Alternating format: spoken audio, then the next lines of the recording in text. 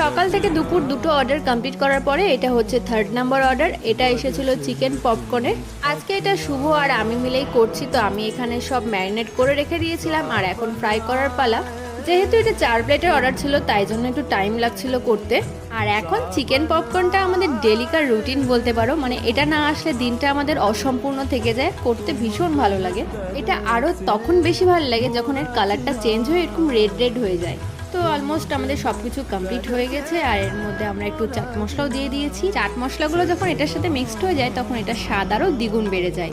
ইউটিউবে যারা যারা দেখছো তাড়াতাড়ি ইনস্টাগ্রাম আর ফেসবুকে আমাকে ফলো করে দিও। ইউটিউবে একজন কমেন্ট করেছে, আমি মালদা থেকে দেখছি, চাচলে আমার পিসি আর দিদুন, তাদেরকে আমি তোমার ক্লাউড কিচেনের কথা বলেছি। আমার নাম ঈশিতা প্রামাণিক। থ্যাংক ইউ ঈশিতা আমার কথা এখানে বলার জন্য। তো এইভাবেই আমাদের পাশে থেকো। 4 প্লেটের মধ্যে এখন 2 প্লেট যাচ্ছে, পরে আরও 2 প্লেট যাবে। তো চলো আজকের জন্য টাটা, দেখা হবে পরের ভিডিওতে।